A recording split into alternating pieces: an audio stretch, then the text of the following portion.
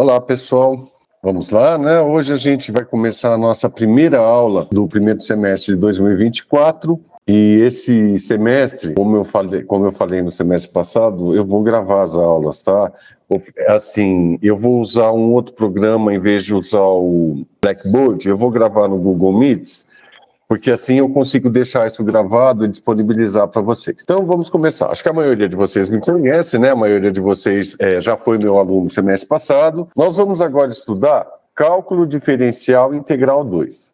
Qual que é a diferença do cálculo 1 para o cálculo 2? No cálculo 1, nós trabalhamos analisando as funções com uma única variável. No cálculo 2, nós iremos trabalhar com as funções com duas ou mais variáveis. Então, qual vai ser o nosso conteúdo? O que a gente vai estudar esse semestre? Então, nós vamos ver derivadas parciais, derivadas direcionais, né, que vetor gradiente, integrais múltiplas e, se der lá no finalzinho, um pouquinho de equações diferenciais, tá certo? Então, esse aqui é o nosso roteiro de estudos para esse. Minha forma de avaliação, eu vou manter a mesma que eu fiz no semestre passado.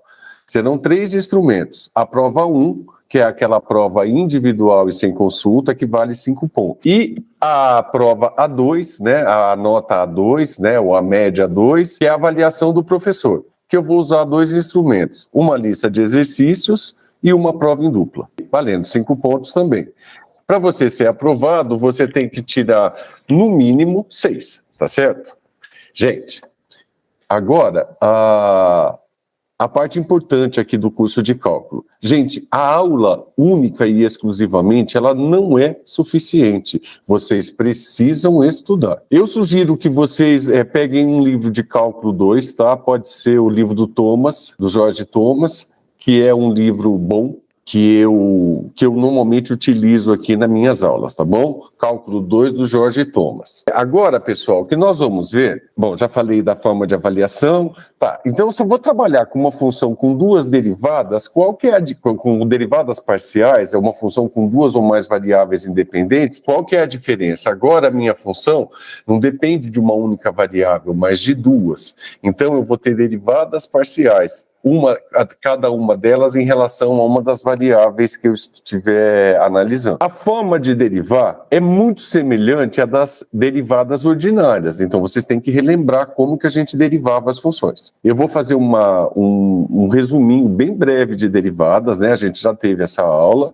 eu não tenho como retomar, eu vou fazer uma breve revisão do que é uma derivada, e aí em seguida a gente vai entrar no nosso conteúdo, que são as derivadas parciais. Então vamos começar. Lembra que eu dizia para vocês o que é a derivada? Derivada, a palavra-chave é taxa de variação. Taxa de variação instantânea. E o que vem a ser taxa de variação instantânea? Tá? Taxa de variação instantânea num ponto significa a velocidade ou a rapidez com que a função está crescendo ou decrescendo naquele determinado ponto. Se a derivada de uma função der um número positivo, significa que eu estou tendo um crescimento. Se der um número negativo, significa um decrescimento. Eu vou compartilhar com vocês uma tela, né? Estamos compartilhando aqui uma lousinha, tá certo? Então vamos começar. Lembra? Então derivada é taxa de variação, tá certo?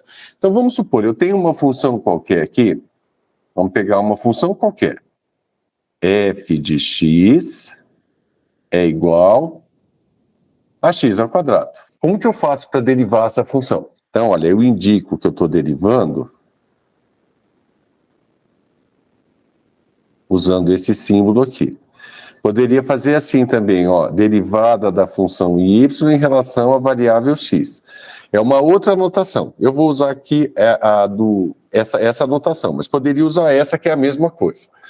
E aí, como é que eu derivo essa função? No caso aqui, eu vou usar a regra do tombo. Lembra? Eu vou jogar o 2 aqui para frente do x, mantenho o x e daqui eu tiro 1. 2 menos 1 é 1. Quando é 1, não preciso colocar.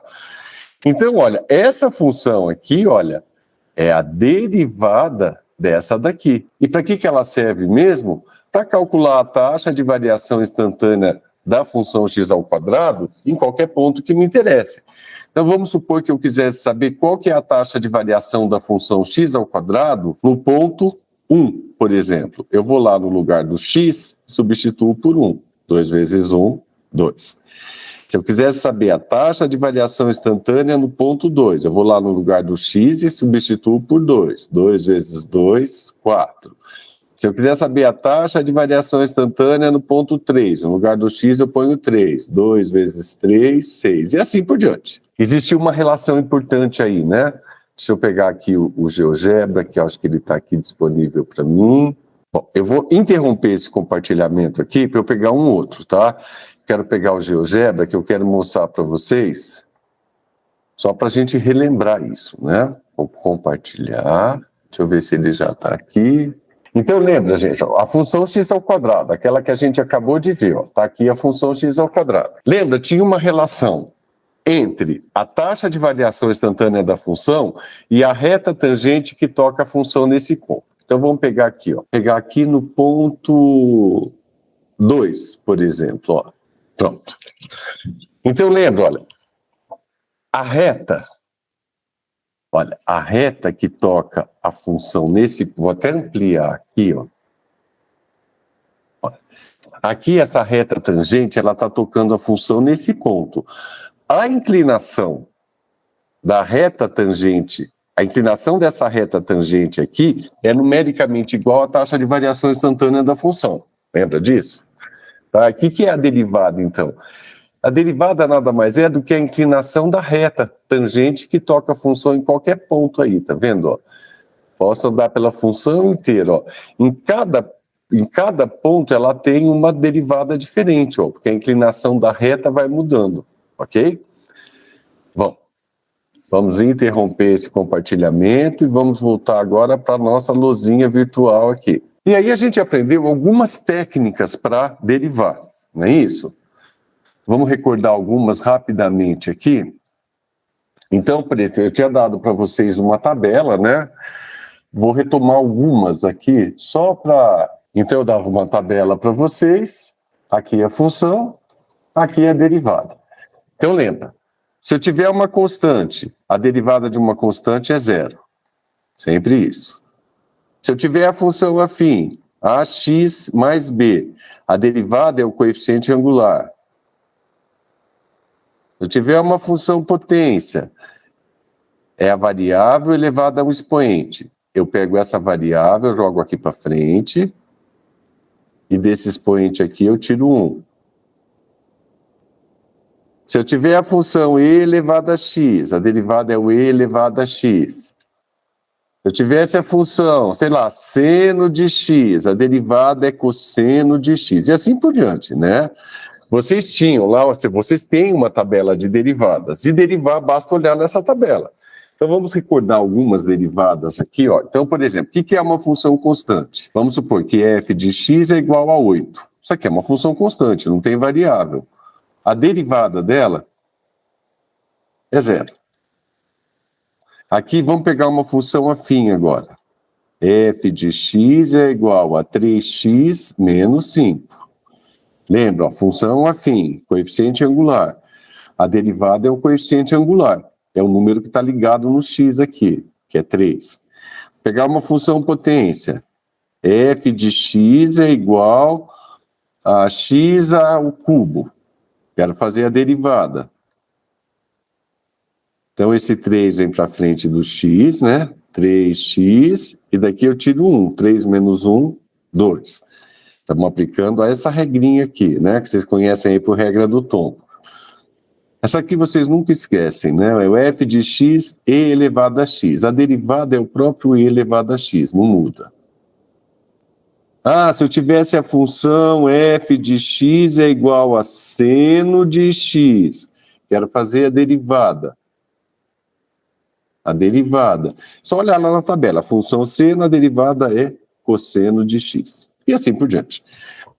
E aí a gente fez uma série de exercícios, não é isso? Para retomar. Então, olha, derivar uma função. E para que serve essa derivada mesmo, gente? Para calcular a taxa de variação da função.